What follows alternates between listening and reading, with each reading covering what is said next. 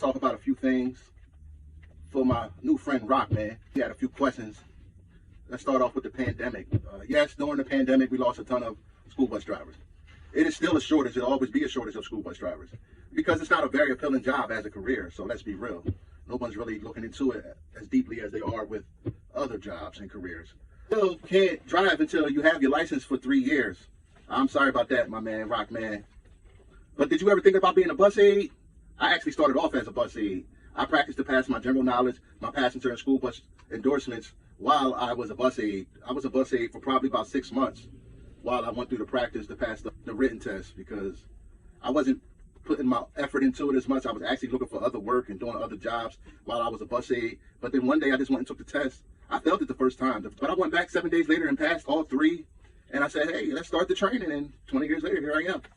It would never be enough drivers until the school bus driver is recognized as a career and more young people get a Class B with P&S endorsements. So start by studying chapters 1, 2, 4, 10, and 11 in the DMV CDL manual to prepare for the general knowledge and P&S endorsement exams.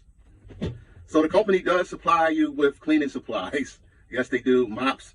You do a lot of sports, you're going to need some mops. They be out here, soccer players and baseball. They be out here in the mud and everything. So, yeah, they give you brooms, some sprays, some wipes, you know, whatever you need.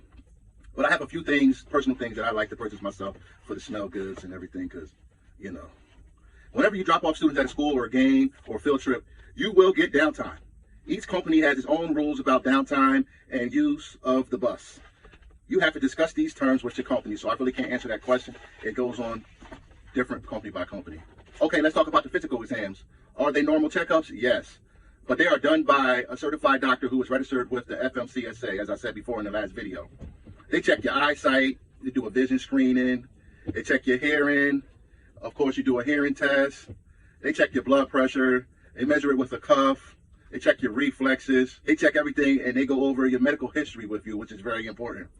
Because if you have certain medical issues, like, for example, if you have seizures, you won't be able to operate a commercial motor vehicle. So they go deep into your medical history. It's very important that you tell the truth about your medical history. And they also go over any medications or prescriptions that you take on a daily basis that may affect your driving.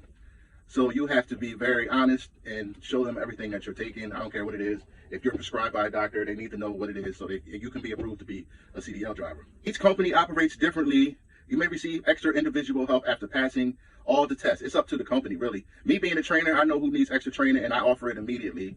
Most trainees ask for it before I can even offer it. If you think you need it, just ask. I'm pretty sure they won't have no problem giving it to you. Some companies provide a GPS, some don't. Either way, you can't rely on anyone preparing you. My best advice is to learn your route. Don't use your phone. It's illegal to use your phone for the GPS. You're not supposed to touch your phone while you're driving. But I purchased a $50 GPS that I use.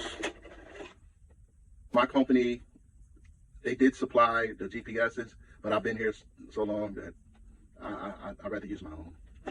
I don't even use theirs. I don't even turn it on. I'm so used to using this. So I just use this.